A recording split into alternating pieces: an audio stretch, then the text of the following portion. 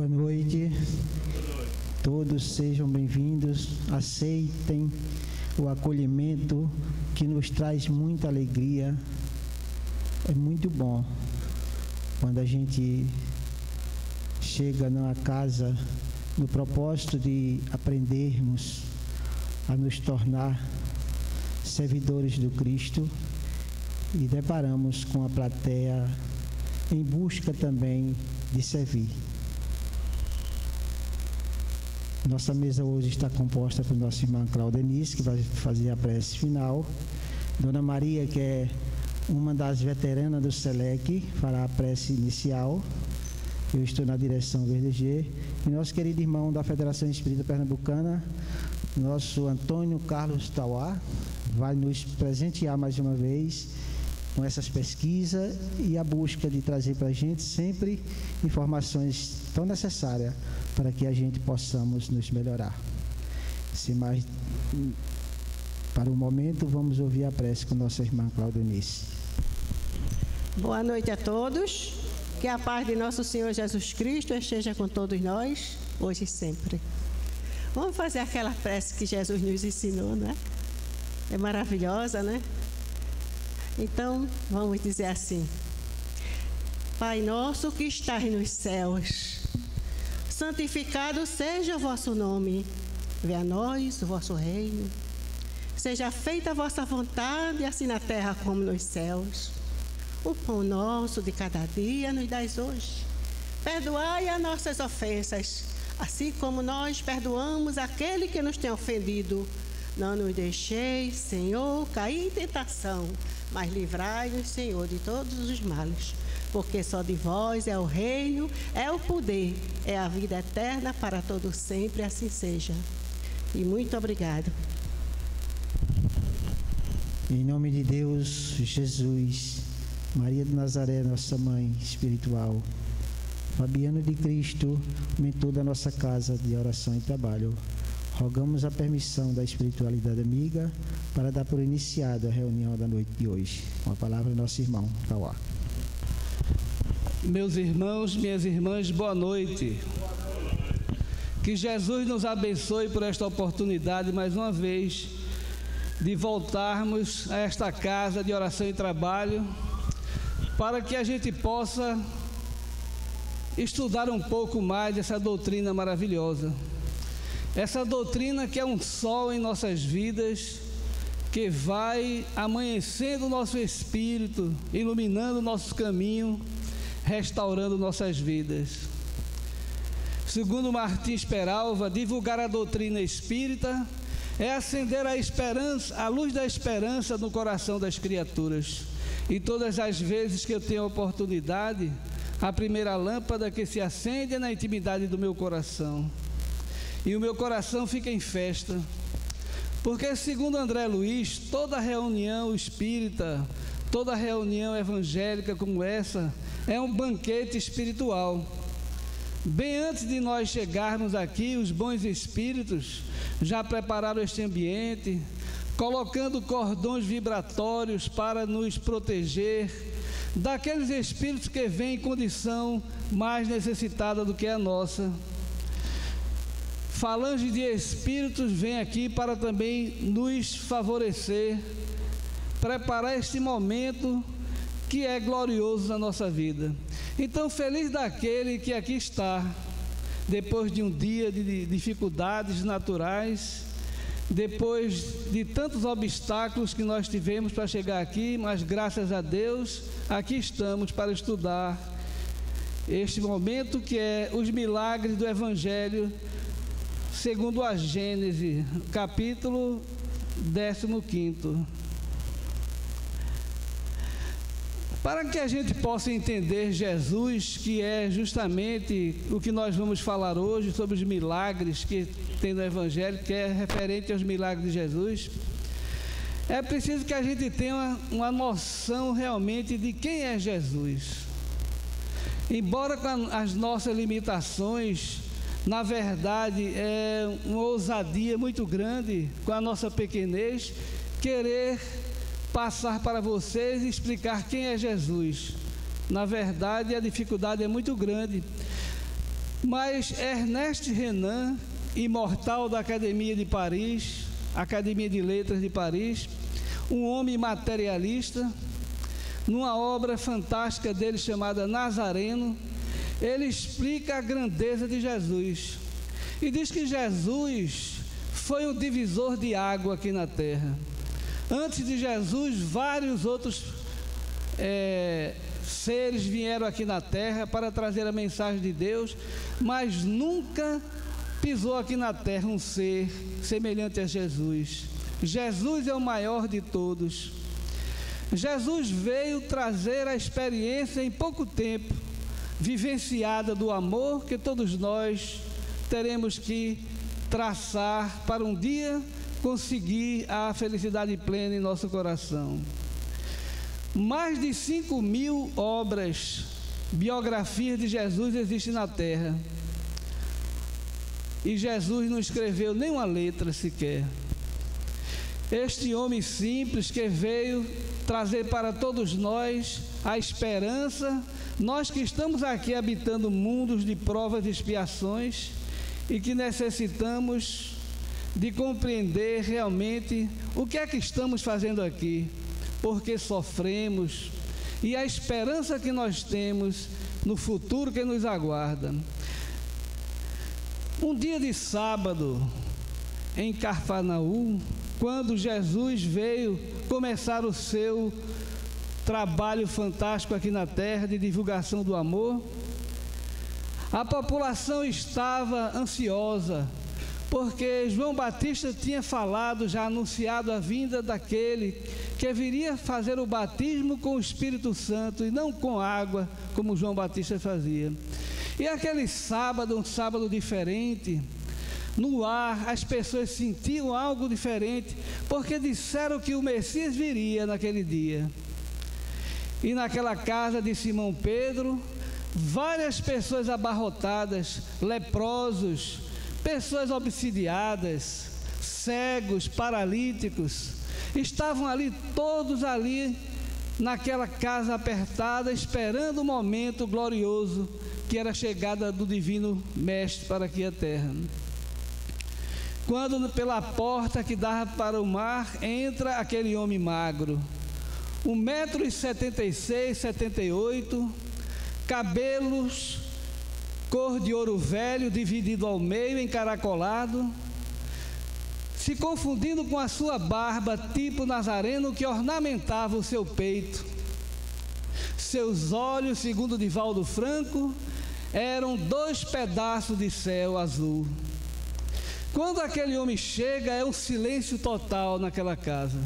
Aquele calor, aquelas pessoas ali imundas, muitas delas sem ter nem como tomar banho, e aquele homem entra sereno, com um olhar penetrante, que quando olhava para cada um ali presente, devassava o coração das pessoas, e ao mesmo tempo deixava um sentimento de compaixão e de esperança no coração daqueles sofredores. E quando ele abre a sua boca e diz: eu vim trazer a paz, mas não a paz que o mundo vos oferece, mas a paz que Deus, nosso Pai, nos oferece, a paz do coração tranquilo, da consciência reta. E quando Jesus abre o seu verbo naquele momento, as pessoas extasiadas, escutando aquela oratória de Jesus, quando alguém grita lá fora: Rabi, tem piedade de mim. Rabi, tem piedade de mim. Era um paralítico numa maca. E as pessoas dentro daquela casa se viram para aquele homem e diz: não tem condição de você entrar aqui. Não tem mais espaço. Como é que você vai chegar aqui? É impossível chegar aqui junto do mestre. Então alguém disse: leva pelo telhado, porque as casas naquela época tinham as clarabóias para que à tarde o vento penetrasse e refrescasse aqueles lares. E quando alguém fala leva pelo telhado, naquele silêncio natural das pessoas, escutaram passos nervosos subindo a escada, e de repente aquela maca atada nas cordas desce lentamente, em frente a Jesus dentro daquele lar. E Jesus, naquele momento, diz: Natanael, filho de Elias, tu crês que eu posso te curar? E Natanael fica espantado, porque nunca tinha visto Jesus, era a primeira vez. E diz: mas mestres, como tu sabes o meu nome se eu nunca te vi? Eu sou o bom pastor e nenhuma das minhas ovelhas será perdida, porque eu vim para colher todas elas. E eu te pergunto mais uma vez: Natanael, levanta e anda. E Natanael, naquele momento, porque os seus olhos refletiam a esperança também, coloca os cotovelos naquela maca imunda, faz um impulso, fica tonto e a multidão o sustenta e ele cai na maca mais uma vez, desfalece ali. E a multidão fica espantada, achando que Jesus não ia ser capaz de curar aquele paralítico. E disseram: mas mestre, nós queremos ver ele andar. Queremos ver o teu milagre para acreditar no teu poder, na tua força. E Jesus, mais uma vez, desta vez, saindo a luminescência dos seus olhos azuis, que penetra naqueles olhos daquele paralítico e vai de encontro aos neuropeptídeos que são segregados das células cerebrais daquele homem e colocado na corrente sanguínea, para que as glândulas endócrinas dê o comando para injetar a serotonina e a noradrenalina. E como uma catapulta pelas suas costas, o empurra mais uma vez, ele fica de pé dessa vez e diz: glória, Senhor, que queres que eu faça? E Jesus diz: vai ao encontro dos doutores da lei e pede para colocar o teu nome mais uma vez no livro dos vivos, porque naquela época as pessoas que eram doentes, paralíticas, leprosos, obsidiados, eram riscados do livro dos vivos, porque eram inúteis para aquela cidade. Por isso Jesus sempre dizia: vai e te mostra aos doutores da lei para que coloque o teu nome novamente no livro dos vivos. E depois dessa cena, as pessoas pediram: Senhor, me cura da minha lepra. Uma mulher com a criança cega, Jesus põe as mãos nos seus olhos, cura a cegueira daquela criança. Um homem que estava cheio de chagas, com aquelas doenças da lepra, e Jesus tira as chagas daquele homem todo. E passou-se aquela tarde toda e Pedro estava feliz, porque naquele dia o Senhor tinha chegado à terra para começar a sua grande missão na sua casa, no seu lar. Mas quando Pedro olha, vê Jesus pálido. Eram centenas de pessoas que vinham, eram curados, saía, e outras vinham mais para pedir a cura também. E Jesus olha para Pedro, meio pedindo ajuda, e Pedro levanta e diz: para fora todos, não estão vendo que o mestre está cansado? Porque já estava o sol se escondendo naquela tarde. E Jesus foi tirado dali por Pedro, foi levado para a beira do mar, e ele ali, vendo as estrelas refletir na água, abastecia o seu espírito descansando. Foi quando Pedro viu uma lágrima sair dos olhos azuis de Jesus e disse: mas Senhor, estás chorando? Mas deve ser de alegria, porque tu curaste tanta gente. E Jesus disse: não, Simão Pedro, eu estou chorando de tristeza, porque nesse exato momento Natanael de Elias está num bar tomando todas as bebidas que tem direito, e dizendo que vai tomar até exaustão, até o fim, para recompensar o tempo, 27 anos que esteve numa maca, doente e paralítico. Aquele que eu acabei de limpar as chagas, aquele leproso, está agora no leito de uma mulher equivocada, dizendo que vai ficar até a exaustão do sexo para aproveitar os momentos que ele foi rejeitado pela sua doença. Aquela mulher, Simão, que eu curei a cegueira, está agora dizendo: eu vou me vingar de todas vocês, porque agora eu vejo, e vou revelar o segredo de muita gente que eu não tinha os olhos de ver, mas tinha o ouvido para escutar, e vou me vingar agora. Então, Simão Pedro, eu não vim para curar corpos de ninguém, eu vim para curar almas. Portanto, a doutrina espírita nos diz: quem veio numa casa espírita para curar o corpo está equivocado, porque a proposta da doutrina espírita não é curar corpo de ninguém. Mas Deus é tão bom e misericordioso que vai curar todos nós. Como Jesus curou tantos leprosos, curou tantos cegos, para que a glória de Deus se estabeleça na terra. E muitos dele que ele curava eram justamente seres que veio para aquele momento, para justamente, no seu final de prova, ser curado, porque nem todos foram curados por Jesus.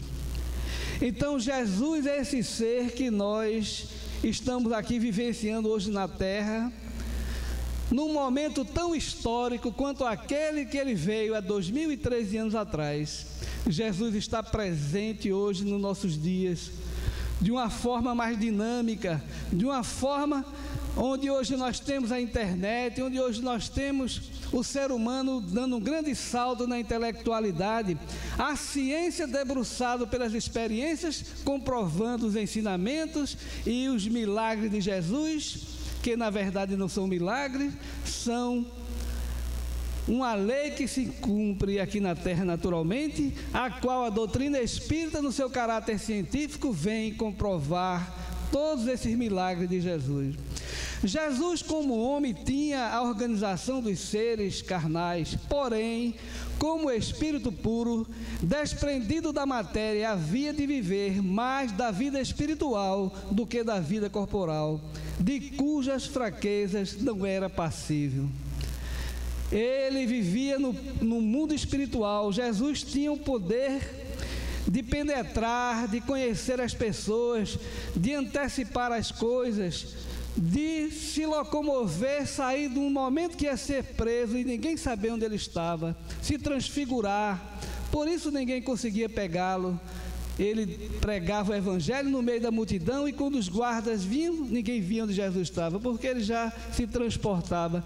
E isso nós vemos hoje, há poucos anos atrás, aqui na Índia, Sai Baba, todos nós conhecemos, fazer milagres, entre aspas, se transportar para locais, assim como Jesus fazia. A sua superioridade com relação aos homens não derivava das qualidades particulares do seu corpo, mas da do seu espírito, que dominava de modo absoluto a matéria, e da do seu perispírito, tirado da parte mais quintessenciada dos fluidos terrestres. E nós sabemos na doutrina espírita que no laboratório do mundo espiritual, o fluido é o maior elemento para que se processe as mudanças, ajudas, a manipulação dos fluidos. Jesus tinha o poder absoluto sobre esses fluidos. E ele próprio, o seu perispírito, era produzido pelo que havia de mais puro aqui na terra. Quem foi que já viu no Evangelho dizer que Jesus teve um resfriado? Quem foi que viu no Evangelho dizer que Jesus teve alguma indigestão ou algum cansaço diante de alguma situação? Porque Jesus, ele tinha o pensamento reto, e quem tem o pensamento reto não há doença, não adoece. Assim a ciência prova hoje, os neurocientistas. Sua alma provavelmente não se achava presa ao corpo, senão pelos laços estritamente indispensáveis. Constantemente desprendida, ela de certo lhe dava dupla vista, não só permanente, como a de excepcional penetração e superior de muito a que, de ordinário, possui os homens comuns. Jesus estava ciente de tudo o que acontecia. E nós não podemos estranhar isso, porque o próprio Divaldo Franco conta quando começou no Espiritismo, trabalhando numa repartição pública, ele teve um problema sério, porque ele ia no balcão toda hora atender as pessoas e o chefe dizia: Divaldo, tá ficando louco? Tá falando sozinho aí no balcão? Não, estou atendendo um rapaz. Que rapaz, Divaldo? Sente-se, por favor. E era reclamado toda hora e disse: olha, você vai perder o emprego, porque não dá para aguentar essa loucura, toda hora levantando, falando sozinho no balcão. E Divaldo constrangindo, até que o chefe disse: você vai nesse médico psiquiatra, amigo meu, vá lá que ele vai lhe ajudar. E Divaldo assim fez. Quando chega lá, o médico perguntou na entrevista: qual é o problema seu que meu amigo lhe mandou aqui? Ele disse: é que eu vejo os mortos. Vê o quê? Morto? Meu filho, deite aí, por favor. Mandou Divaldo deitar. Divaldo já ficou desconfiado, porque o psiquiatra já viu que ele estava louco, dizendo que estava vendo morto, quando o próprio psiquiatra não acreditava na vida depois da morte. Deita aí que eu vou buscar alguma coisa lá dentro. Quando saiu o médico para buscar não sei o que, um espírito aparece e faz: meu filho, saia daí ligeiro, porque vão aplicar a injeção em você agora. Divaldo levantou da maca e foi embora caladinho e voltou para o emprego preocupado com aquela situação, porque ia perder o emprego. Mas com uma amiga sua, ele pediu para que ela ajudasse e disse: todas as vezes que eu ver alguém no balcão para atender, eu olho para você, você já sabe. Se tiver alguém encarnado, você faz assim, eu vou atender. Se você não vê nada, diga que não, para eu não perder meu emprego, que eu vou perder o emprego. E assim aconteceu. E Divaldo passou a viver mil maravilhas. Quando via, olhava para a moça, ela fazia. Aí ele ficava trabalhando. E o chefe ficou feliz com aquela situação. Mas chegou um dia que a amiga dele não pôde trabalhar, adoeceu. E foi um problema. Logo cedo, um rapaz chega no balcão, ele levanta, vai atender, o chefe diz: Divaldo, é uma recaída? Algum problema? Está conversando com quem? Não, estou atendendo o senhor aqui, o senhor fulano, que está querendo uma apólice de um seguro que ele quer passar para a esposa dele. O chefe viu aquilo: esse homem está louco, anotou aquilo, foi lá dentro para ver e viu que existia apólice realmente no nome da pessoa. E volta: mas como é que você foi lá ver isso, Divaldo? Eu falei: não, foi o senhor que me... Cadê o senhor? Foi embora. Está vendo? O senhor me atrapalhou, o rapaz foi embora. Na verdade era o espírito. E aí precisou ele ir para um centro espírita para conseguir organizar a sua situação mediúnica, e hoje nós sabemos. Então, claro que Jesus tinha uma potencialidade imensa nesse setor, porque Jesus, ele tinha o poder de penetrar, de ver as pessoas devassando-as por dentro, conhecia toda a verdade. Quando alguém vinha para armar alguma armadilha para ele, ele já sabia, percebia e saía daquela situação com muita inteligência. O mesmo havia de dar-se nele com relação a todos os fenômenos que dependem dos fluidos perispirituais ou psíquicos. A qualidade desses fluidos lhe conferia imensa força magnética, secundada pelo incessante desejo de fazer o bem. E nós sabemos que nós mesmos, quando temos desejo de alguma coisa, aquilo acontece. Porque o desejo movimenta as forças magnéticas que faz com que a gente realize aquele trabalho. E Jesus, o desejo dele era de amor e de felicidade para todos nós. O Cristo não precisava de assistência, pois que era ele quem assistia os outros. Agia por si mesmo em virtude do seu poder pessoal. Se algum influxo estranho recebia, esse só de Deus lhe poderia vir. Segundo definição dada por um espírito, ele era o médio de Deus.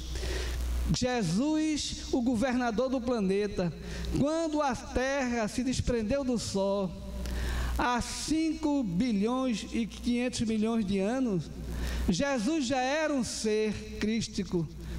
Imagine aqui na Terra alguém ser médio de outro espírito. Ele era médio direto de Deus, porque ele possuía todo o conhecimento da matéria para ele, do espírito para ele, não tinha nenhuma estranheza. Ele conhecia e dominava todas as matérias que nós ainda hoje não captamos aqui, os cientistas mais evoluídos não sabem.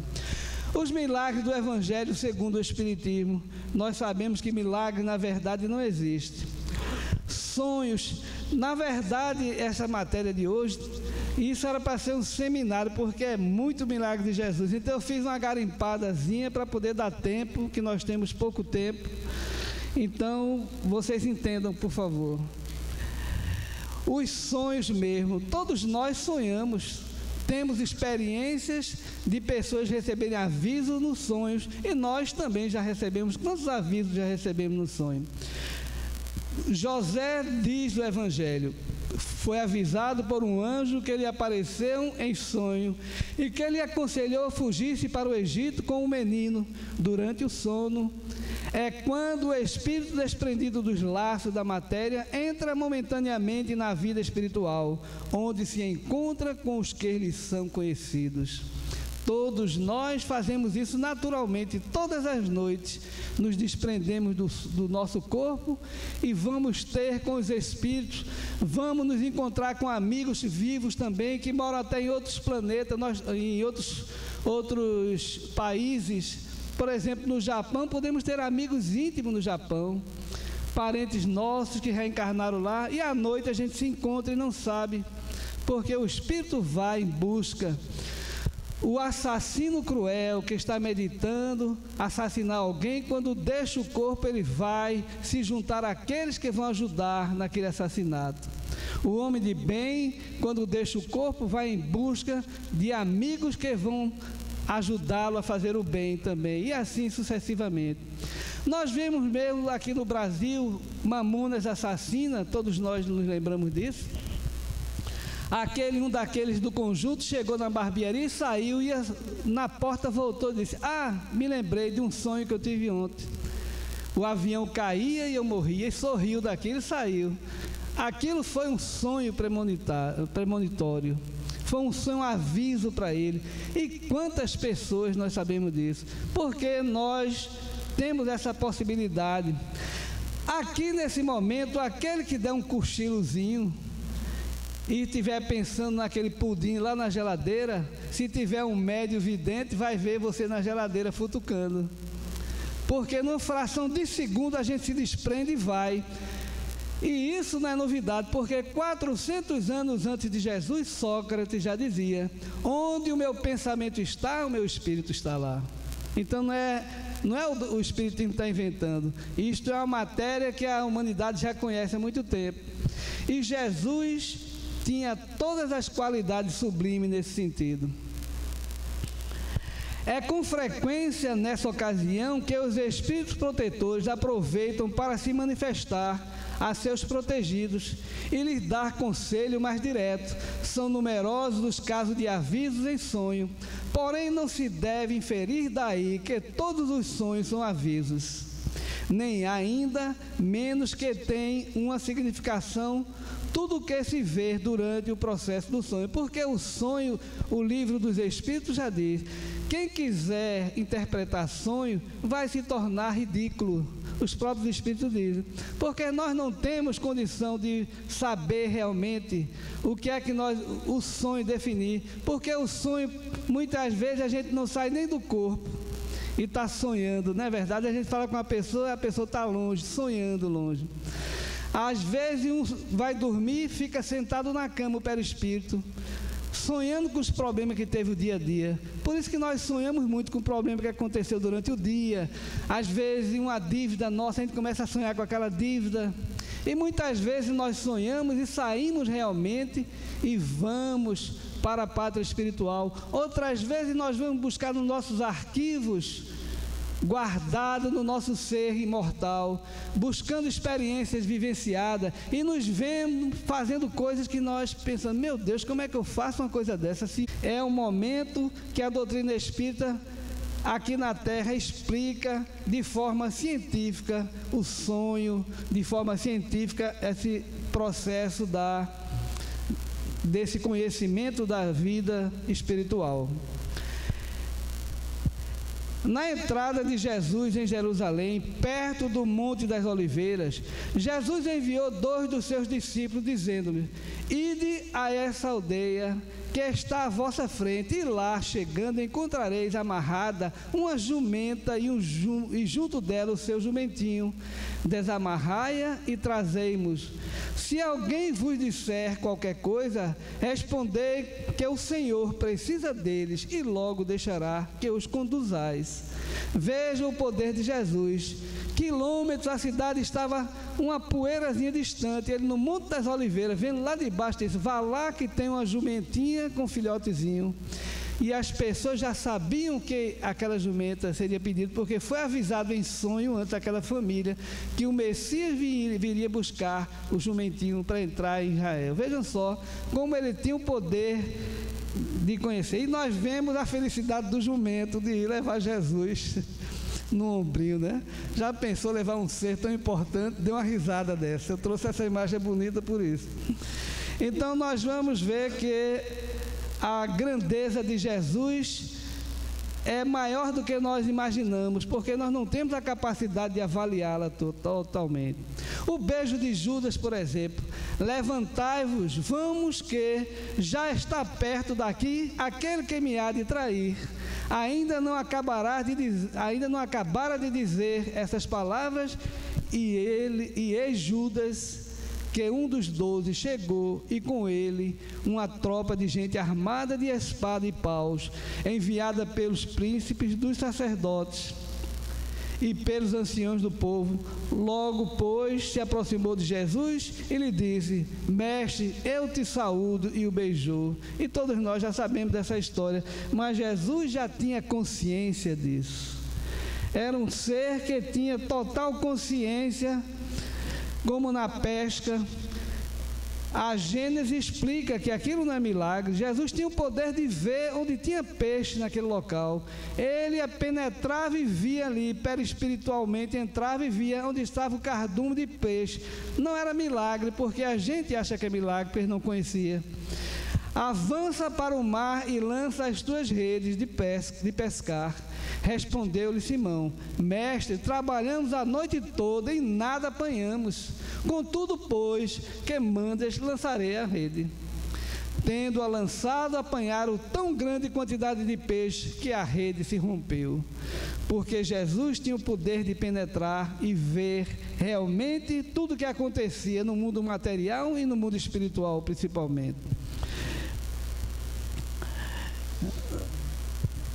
Então Jesus, ele nada apresentam de surpreendente nessa questão de Jesus mostrar esse conhecimento, porque a doutrina espírita nos explica que nada apresentam de surpreendente estes fatos, desde que se conheça o poder da dupla vista e a causa muito natural dessa faculdade. Jesus a possuía em grau elevado, e pode dizer-se que ela constituía o seu estado normal, conforme o atesta grande número de atos da sua vida, os quais hoje têm a explicá-los os fenômenos magnéticos e o espiritismo. Esse texto todinho da Gênesis é um texto muito longo, bonito. Eu saí fazendo garimpada porque não dava, mas é lindo, leiam esse capítulo. É um texto de Santo Agostinho, que fala justamente dos milagres do Evangelho. E vale a pena a gente ler em casa, porque aqui o espaço é pequeno, a gente não pode aprofundar mais sobre isso. E cada vez que nós lemos, nós vamos compreendendo mais. Perda de sangue, isto é um momento tranquilo e que hoje a doutrina espírita nos explica. E um dos momentos mais belos do Evangelho de Jesus, quando aquela mulher que tinha uma hemorragia há muitos anos, então a mulher que havia 12 anos sofria de uma hemorragia, veio com a multidão atrás dele, ele tocou as vestes, porquanto dizia: se eu conseguir ao menos lhe tocar nas vestes, ficarei curada. Veja a fé dessa mulher, o desejo dela, ela estava pronta para que aquilo acontecesse. No mesmo instante, o fluxo sanguíneo lhe cessou e ela sentiu em seu corpo que estava curada daquela enfermidade. Naquele momento, Jesus, com a sua sensibilidade, sentiu sair dele, como ele bem disse, uma energia saiu dele, e ele diz: quem tocou em mim? E os apóstolos ficaram espantados, porque tanta gente estava ali junto de Jesus. Como é que ele poderia saber quem tocou? Porque os apóstolos não tinham a consciência que Jesus tinha, ou seja, a dupla vista, a penetrar nas coisas que estavam acontecendo. Logo, Jesus, conhecendo em si mesmo a virtude que dele saíra, se voltou no meio da multidão e disse: quem me tocou as vestes? Seus discípulos lhe disseram: vês que a multidão te aperta de todos os lados e perguntas quem te tocou? Ele olhava em torno de si à procura daquela que o tocara, e a mulher nesse momento se apresenta a ele e disse-lhe Jesus: minha filha, tua fé te salvou, vai em paz e fica curada da tua enfermidade. Então, todos os milagres de Jesus, a doutrina espírita vem hoje trazer a explicação que nada é anormal, nada é sobrenatural, porque tudo faz parte da lei que Deus colocou aqui na terra. E Jesus já dizia: vós sois deuses. E hoje nós vemos tanta gente médium de cura que faz trabalhos fantásticos aqui na terra, né? Apresentaram-lhe um paralítico deitado em seu leito. Jesus, notando-lhe a fé, disse: meu filho, tem confiança, perdoados te são os teus pecados. Alguns escribas disseram: este homem blasfema. Jesus, tendo percebido também, porque Jesus percebia a hipocrisia também das pessoas: por que alimentais maus pensamentos em vossos corações? Jesus, percebendo a hipocrisia daquele, quis dar um ensinamento mais profundo ainda, utilizando também mais uma vez o bom samaritano, porque o samaritano era tido como pessoas hereges, pessoas materialistas que não acreditavam em nada, e aqueles doutores que estavam ali criticando Jesus porque estava perdoando os pecados daquele homem, porque Jesus penetrou e viu que ali estava no final da sua prova, e ele tinha autoridade para perdoar realmente, porque não estava infringindo a lei de Deus. Ali era um momento propício, e vejam como é interessante esse momento. Pois que é mais fácil dizer: teus pecados te são perdoados, ou dizer: levanta-te e anda? Ou seja, Jesus mostrou o poder dele maior. É mais fácil mandar andar em vez de perdoar. E o homem levantou-se realmente. O paralítico se levantou imediatamente e foi para sua casa. Vendo aquele milagre, o povo se encheu de temor e rendeu graças a Deus por haver concedido tal poder aos homens. E os apóstolos, vendo aquela situação, perguntaram a Jesus se aquele homem estava ali por conta de alguma... aliás, é mais na frente, eu estou misturando um pouco. Porque aquele paralítico também veio naquele momento, como todos aqueles que Jesus curou, já dentro de um projeto da reencarnação da encarnação de Jesus aqui na terra, para que aqueles milagres acontecessem, para que o mundo abrisse os olhos para a realidade de Deus. Então 10 leprosos vieram ao seu encontro e, conservando-se afastados, até por conta da sua doença, para não chegar próximo das pessoas, clamaram em altas vozes: Jesus, Senhor nosso, tem piedade de nós. Dando com eles, disse-lhe Jesus: ide mostrar-vos aos sacerdotes.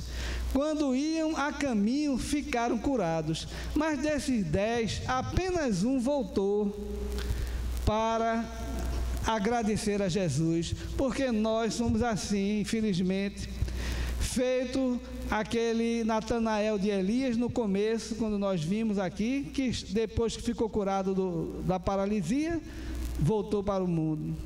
Um deles, vendo-se curado, voltou sobre seus passos e foi lançar-se aos pés de Jesus, com o rosto em terra, e ali render graças. Esse era samaritano. Veja porque Jesus utilizava o samaritano. Para aquelas pessoas hipócritas, que eram doutores da lei, que eram religiosos de aparência, envernizados, mas que na verdade não tinha a caridade no coração. E aquele samaritano, além de curar aquele paciente ali, Jesus mostrou a sabedoria do samaritano que estava voltando para agradecer. Disse então Jesus: não foram curados todos 10? Onde estão os outros 9? Nenhum deles voltou para glorificar a Deus? E disse a esse: levanta-te, vai, tua fé te salvou. Porque nós sabemos em algumas comunicações do irmão X que aqueles 9 que não voltaram tornaram-se a ficar doentes logo, porque não tiveram a humildade de ir agradecer a Deus como o samaritano fez. O cego de nascença era esse assunto que eu tinha adiantado um pouco. Mestre, foi pecado deste homem ou dos que o puseram no mundo, que deu causa a que ele nascesse cego? Que era um cego de nascença. Então veja, naquele tempo já sabiam da reencarnação. Isso aí, qualquer pessoa lendo isso, entende que lá todo mundo já sabia, porque ele pergunta: foi pecado desse homem ou dos que o puseram no mundo, que deu causa a que ele nascesse cego? Jesus lhe respondeu: não é por pecado dele nem dos que o puseram no mundo, mas para que nele se patenteiem as obras do poder de Deus. É preciso que eu faça as obras daquele que me enviou, enquanto é dia. Porque o mundo passou por umas trevas muito grandes, conforme hoje ele se encontra, aos poucos surgindo a luz. Depois que Jesus se foi, realmente nós passamos um período onde aqui na Terra, principalmente quando a ciência no século XVIII, século XIX, veio dar um impulso, os homens materialistas não acreditavam mais em Deus, baniram Deus da terra. Vem depois a noite na qual ninguém pode fazer obras. Enquanto estou no mundo, sou a luz do mundo. Tendo dito isso, cuspiu no chão e, havendo feito lama com a sua saliva, ungiu com essa lama os olhos do cego. E lhe disse: vai lavar-te na piscina de Siloé, que significava piscina do enviado, né? Ele lavou-se e voltou vendo claro.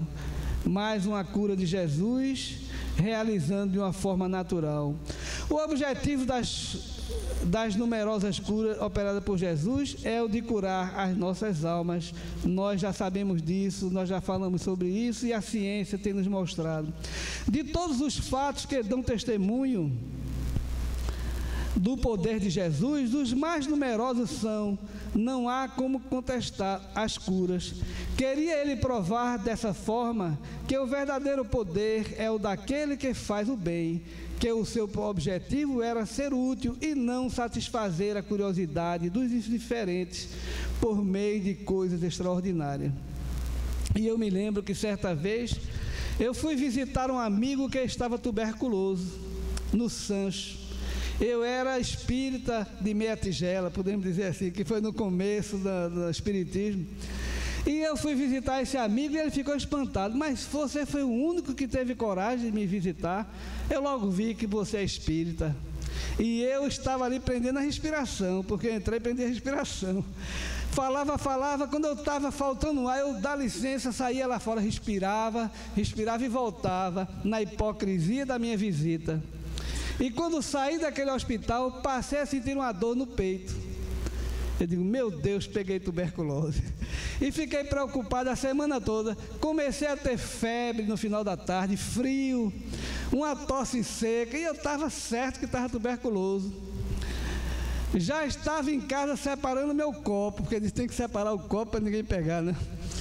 Quando chegou na sexta-feira, eu trabalhava na Federação Espírita Olindense, nessa época, e um amigo meu, Gilson, olhou para mim e fez: Taua, senta aqui, por favor. Mandei eu sentar, ia começar a reunião, sentei numa cadeira junto, e eu estava doente, angustiado, aquele feito um termômetro para baixo.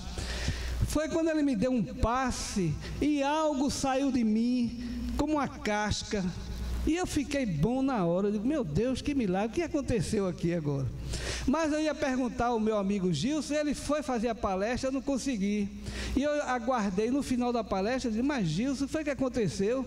Que saiu uma casca de mim. Ele fez: você teve com algum tuberculoso essa semana, algum local? Eu digo: tive. Fui visitar um amigo meu, pois tinha um senhor há vários anos desencarnado com a tuberculose, no hemoptise, e estava junto de você. E a espiritualidade aqui me mostrou e pediu que eu, através do passe, conduzisse ele para os hospitais. Eu digo, meu amigo, eu merecia isso. Aí contei a história a ele. Porque a hipocrisia, nós abrimos brecha. O que é que meu guia fez? Viu a minha hipocrisia de prender a respiração, me fazendo bonzinho que não era, na verdade. Aquela visita espírita, que de espírita não tinha nada, porque não tinha caridade. E ali o que é que ele fez? Uniu o útil ao agradável. Colocou aquele homem doente, há anos desencarnado, ali naquele hospital, sem sair, achando que ainda estava vivo. Junto de mim, ele gostou talvez da minha energia ali, saiu. E quando cheguei no centro, ele foi conduzido e eu recebi uma lição que hoje estou com 62 anos, não esqueço nunca mais dela. De todos os fatos, Jesus sempre fala sobre a cura.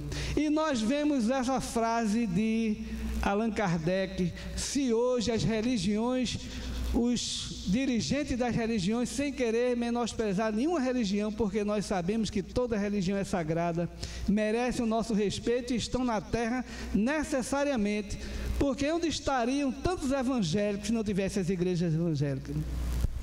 Onde estaria tantos católicos se não tivesse as igrejas católicas? E tantos budistas, e tantas seitas, porque cada um vai buscar Deus no caminho que é mais fácil para ele. E as religiões merecem nosso respeito. Mas se todas as religiões hoje seguissem essa frase, muitas casas religiosas seriam fechadas aqui na terra hoje. Porque a ciência está provando que Adão e Eva mais é um conceito, não pode ser Adão e Eva gerar tantas pessoas, porque hoje a biologia mostra, os neurocientistas mostram que não pode um casal negro gerar um filho de olhos azuis e de pele branca e vice-versa, porque é impossível isso na genética. Se a ciência discordar de algum ponto da doutrina espírita, deixa esse ponto e siga a ciência, Allan Kardec. Veja a coragem dele. E hoje, Divaldo Franco diz que em todas as viagens que ele faz pelo mundo, ainda não chegou um só cientista sequer para dizer que tem um ponto errado na doutrina espírita. Porque a doutrina espírita não é obra de uma cabeça só. São os Espíritos do Senhor que vieram como um grande exército e estão em todos os pontos do planeta levando a mesma ideia que vem do alto, não é a ideia de um homem, de uma cabeça só. Por isso a verdade se estabelece por si só. Os cientistas confirmando a sabedoria dos ensinos de Jesus. Hoje nós vemos um homem como este, evangélico, Dr. Francis Collins, escolhido por Barack Obama nos Estados Unidos hoje para ser o responsável pela saúde dos americanos. Ele foi ridicularizado pelo mundo científico porque disse que acreditava em Deus. Escreveu uma obra fantástica para os cientistas da Terra, a linguagem de Deus, e prova cientificamente, tapou a boca de todos aqueles que ridicularizavam ele, porque ele diz que o universo sem Deus não se justifica. Francis Collins, um homem que faz trabalho de caridade, evangélico, e descobriu tudo isso. Ele era um materialista, descobriu numa igreja evangélica da sua rua um pastor que disse: eu não conheço de ciência, mas conheço do Evangelho de Jesus. E ele, num texto do Evangelho, o coração dele se abriu para essa verdade, ele se aprofundou, e as respostas que ele queria como cientista vieram. E ele é um homem que acredita em Deus hoje na Terra, contribuindo para a doutrina espírita. Dr. Bruce Lipton, outro também, que diz hoje que as nossas células são inteligentes.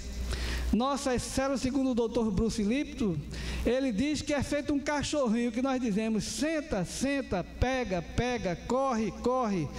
Todo o comando mental que nós damos, as nossas células faz feito um cachorrinho, obedece nosso sentimento. Então ele diz que todas as doenças do ser humano é fruto do pensamento, e desmoralizou as bactérias e os micróbios, porque ele diz que quem faz a doença no ser humano é a maneira de pensar. O micróbio, a bactéria vem depois, porque ele pensou errado. Aí, quando pensa errado, quando está pensando, todos nós agora, nesse momento, estamos segregando das nossas células mentais neuropeptídeos que é injetado na corrente sanguínea e vai ao encontro de 5 trilhões de células que nós temos no nosso corpo, para encontrar entre elas aquela célula que está receptiva para que o micróbio se instale e nós adoeçamos. Mas aquele que pensa no bem, que é um pensamento honesto, os neuropeptídeos, que é o sentimento, o teor do sentimento de positividade, cria anticorpos e dá comando para as nossas glândulas endócrinas para efetuar um evento químico em nós, nos protegendo de tudo.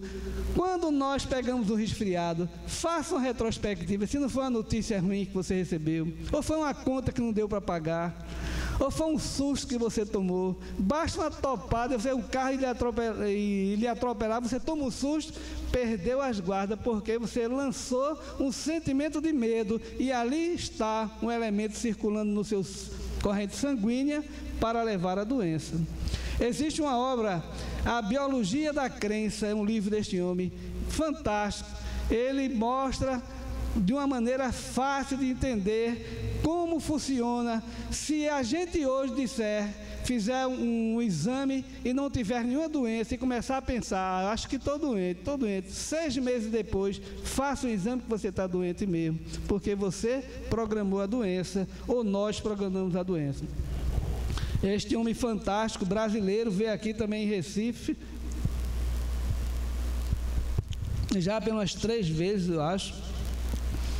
Ele fala sobre a glândula pineal, porque ele trabalhava com o Dr. Zerbini, que era um médico brasileiro que fez o primeiro transplante aqui no Brasil de um boiadeiro. Quem tem minha idade sabe, se lembra disso, porque era menino, jovem, mas escutei essa história do boiadeiro que fez o primeiro transplante aqui no Brasil. Era o Dr. Barnard na África do Sul e o Dr. Jesus Zerbini no Brasil, o único lugar do mundo que fizeram o transplante, foram lá e aqui. O boiadeiro morreu com 15 dias porque não existia aquele remédio para evitar a rejeição. Pois bem, o Dr. Zerbini estava com câncer na cabeça e foi afastado da PUC, onde era professor junto com ele, um garoto jovem, e o Dr. Zerbini manda chamar na faculdade, e ele disse: meu Deus, o mestre está me chamando, será que eu fiz alguma coisa errada?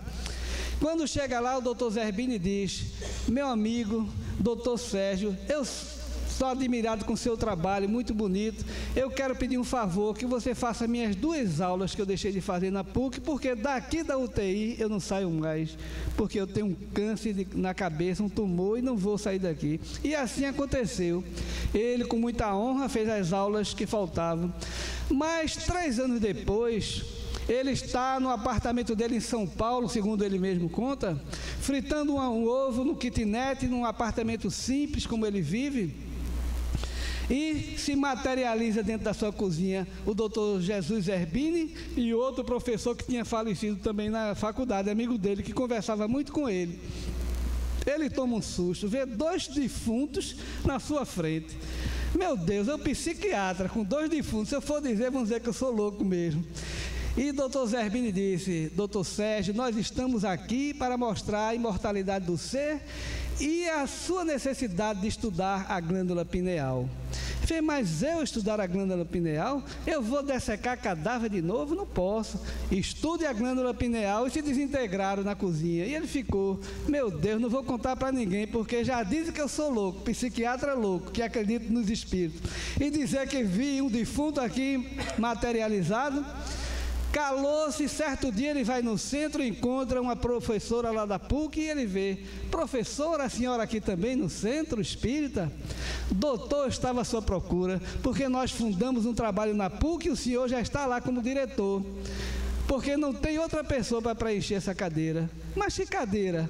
É o estudo da glândula pineal. Ele tomou um susto. Glândula pineal, eu sim. Lembrou-se do Dr. Zerbini e não teve como evitar. Lutou e conseguiu dessecar cadáver mais uma vez, e ele cortou a glândula pineal, que é do tamanho de um caroço de feijão, e descobriu que nós temos cristais de apatita dentro da glândula pineal, que é justamente o que a telefonia celular utiliza para a comunicação. Veja só, como o ser humano é uma máquina, e a ciência mostrando que a comunicação do celular é feita através de cristais de apatita.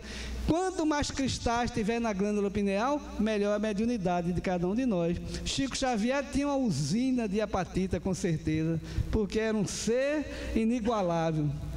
A ciência sem a religião é paralítica, e a religião sem a ciência é manca, né? Cega, né?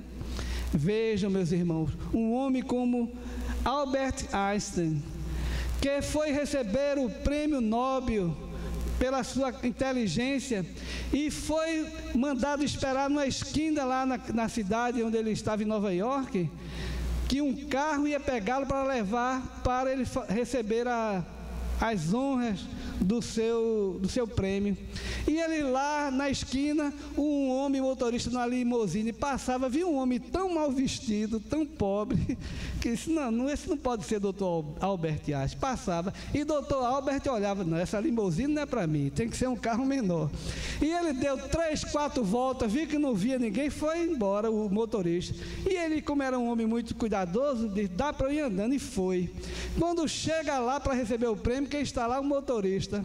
O senhor é o doutor Albert? Sim. O senhor, essa limusine era para mim? Era, doutor. Então veja a humildade desse ser, que todos nós tivemos o prazer de ter, até viver no momento aqui da terra com ele. Dr. Deepak Chopra nos diz: abra o vosso coração enquanto é tempo, senão o cirurgião vai fazer isso por você numa sala de cirurgia. Ele diz: seja fraterno, tenha compaixão, ame uns aos outros. E não tem religião, é materialista, mas acredita no amor de uma forma científica, porque ele sabe que o pensamento de ódio, o pensamento de rancor, cria doenças, cria problema em cada um de nós. E o grande milagre, meus irmãos, que nós vamos fazer na nossa vida é a mudança de pensamento, porque nós podemos morrer aqui velhinho tomando passe, tomando água fluidificada. Aliás, pode encomendar um caminhão de água-pipa para casa de água fluidificada. Se não der um passo para se mudar interiormente, nada está fazendo. Porque um amigo meu conta que lá no centro dele, um homem se ficou entusiasmado com a doutrina espírita, porque é uma doutrina racional. E ele, com a racionalidade dele, chegou lá para pegar água fluidificada com um bujão de 20 litros debaixo do braço. E as pessoas olham: mas isso tudo não, a doutrina é racional, lá em casa são 20 pessoas, portanto 20 litros logo para todo mundo. Aí o rapaz: não, moço, acalme-se, esse vidrinho aqui dá. E assim você vê como é importante o conhecimento da doutrina espírita. E a obsessão, ela só se cura quando nós mudamos a nossa maneira de pensar. É feita aquela mulher muito gorda, que fez todos os exames e todos os remédios para emagrecer, e nada, não tinha mais um tostão. Chegou: doutor, pelo amor de Deus, eu não tenho um tostão mais e quero emagrecer, me dê uma receita barata, pelo amor de Deus. O médico sorriu, escreveu no papel, deu para ela. Ela olhou, cabeça para a direita, cabeça para a esquerda. Que é isso, doutor? Sua receita. Mas como assim? Todas as vezes que lhe oferecerem comida, cabeça para a esquerda, cabeça para a direita. Eu quero ver se a senhora não emagrece. Assim mesmo são os espíritos que dizem qual a maneira mais fácil de se livrar das maus influências, mudando o pensamento. Não é fácil? É feito aquela senhora, não emagreceu? É só fechar a boca e é só fechar a mente para os pensamentos que vêm nos acabar com nossa felicidade. Então, meus irmãos, o grande milagre que nós devemos fazer é a grande viagem para dentro de nós mesmos. Porque o homem foi à Lua, o homem foi a Marte, o homem faz viagens maravilhosas através das artérias, fazendo cirurgias microscópicas, mas não fez a grande viagem, a mais difícil de todas, que é para dentro de si mesmo, e saber e perguntar: quem sou, de onde vim?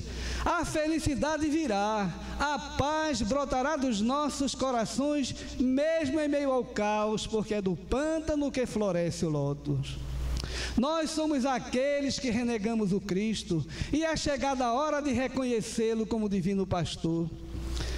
A felicidade anda ao lado e ainda não vimos. Ela está nas coisas simples, porém preciosas.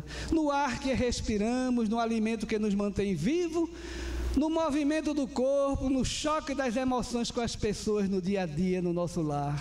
Nós somos livres para pensar e agir, porém a moral deve vir à frente como guardiã do nosso ser eterno. Não devemos nos apartar de Deus, até porque aquele que não acredita em Deus, não acredita em si próprio. Para que realidade maior de Deus do que nós próprios, criaturas criadas para a perfeição? Portanto, devemos estar ligados a Deus, porque se estivermos ligados a Ele, tudo que fizermos é sagrado, segundo os Espíritos. Fazer sexo ligado a Deus é sagrado. Andar, ter amigos, dançar, bailar, viver no meio das pessoas mais mesmo, mas não se envolver, porque quem está com Deus no coração vai naquele ambiente e ajuda, mas não se mistura no sentido de favorecer o mal, mas vai para ser um exemplo. Então, meus irmãos, volte para casa de cabeça erguida. Nós somos herdeiros desta doutrina maravilhosa e costumamos dizer que na nossa vida não presta nada. Nossa mulher é feia, a do vizinho é que é bonita. Nosso filho não é inteligente, inteligente é do vizinho. Nosso carro não vale a pena, o bom é o do vizinho, porque nós não valorizamos o que temos, o que nós imploramos a Deus para vir. Porque eu fui jogar na loteria um tempo desse, estava ali meditando: vou botar uma casa espírita, vou criar uma creche, não, vou botar um abrigo de velhas, ou seja, querendo enganar os espíritos. Mas lá no fundo do coração eu queria um carro novo, eu queria uma casa com piscina, eu queria passear e ir a Paris, que eu tenho a maior vontade de conhecer, e depois voltava para fazer tudo aquilo. Talvez não tivesse nem tempo nem dinheiro mais, mas nós não damos valor àquilo que tem. E eu estava na loteria pensando nisso, querendo enganar, e entra no meu campo mediúnico um espírito sorrindo e disse: você não vai tirar na loteria, está perdendo seu tempo. Para lá, obsessor, logo hoje que eu vou tirar na loteria um prêmio desse? Não vai tirar, porque foi o que você mais pediu antes de reencarnar. Não quero facilidade, e Deus não vai lhe dar facilidade. Vá trabalhar, preguiçoso. E eu fiquei assim: meu Deus, é verdade, porque nós pedimos para vir na dificuldade. E aquele homem que morava naquele sítio tão belo, encontra aquele poeta Olavo Bilac e diz: Olavo Bilac, me ajuda, eu quero vender aquele pomar que você bem conhece, que final de semana você sempre está lá, porque eu estou precisando vender, não suporto mais aquilo. Olavo Bilac pegou um guardanapo em cima do bar, escreveu um texto para ele colocar segunda-feira no jornal para vender o seu terreno. E saiu, ficou olhando, e aquele homem na esquina olhando, a Olavo Bilac foi embora, estava escrito: vendo a encantadora propriedade, onde os pássaros cantam ao alvorecer, em meio à imensidão do verde, cortado por águas cristalina e marejante de um ribeirão. A casa, banhada pelo sol nascente, oferece tardes tranquilas na varanda ao entardecer.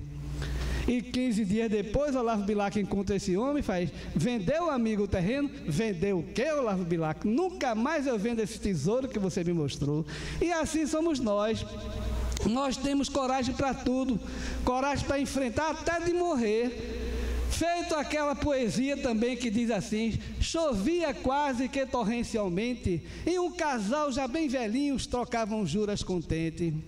Minha velha, minha flor, meu velho, meu amor. E naquele temporal um caboclo se aproxima da janela e fica escutando aquela troca de amor sem igual.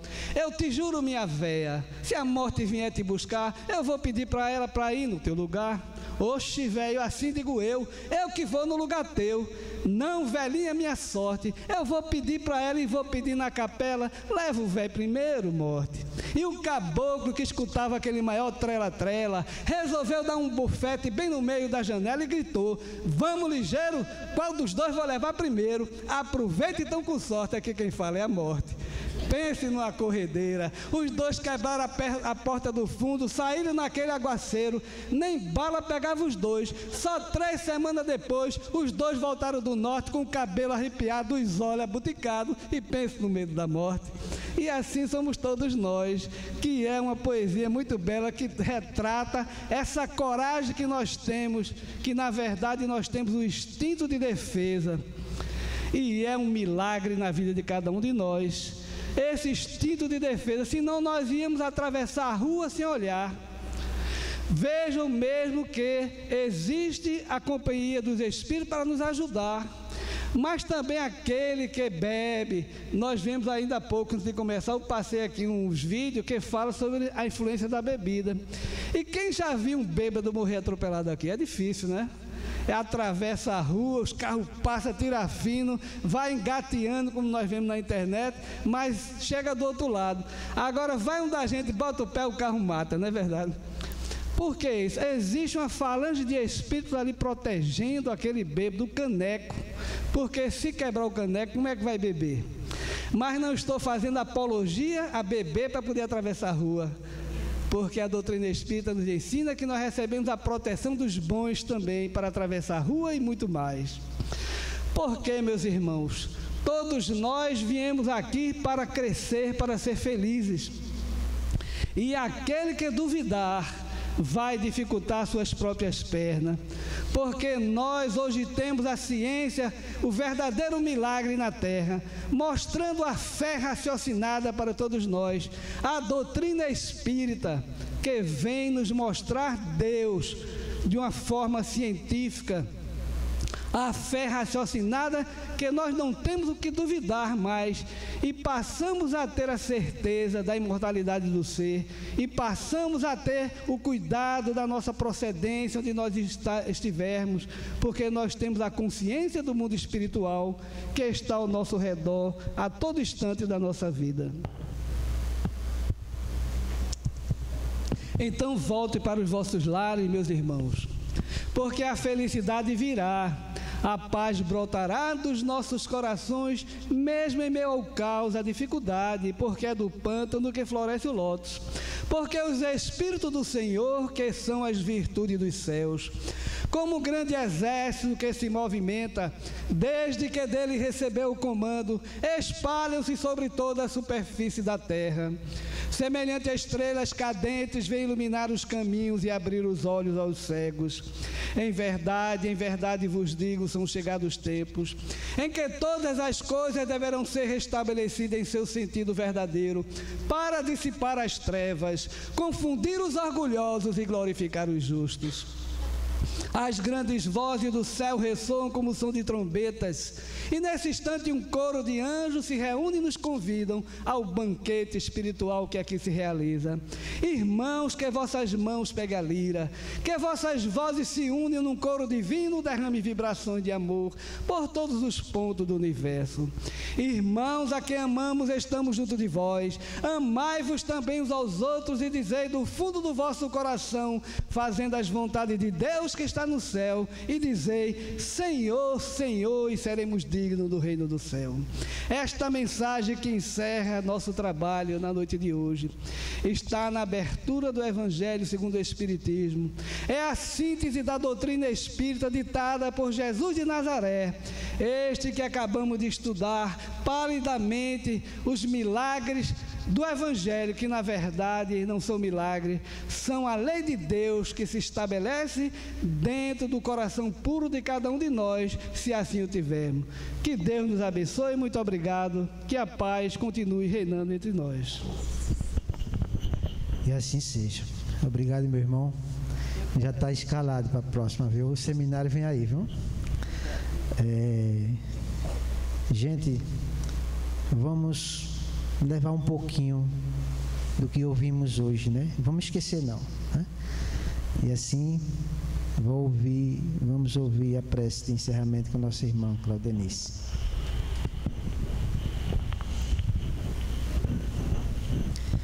Mestre amado Jesus, estamos aqui mais uma vez, Senhor, simbolicamente de joelhos a te agradecer as oportunidades que nós estudamos na noite de hoje.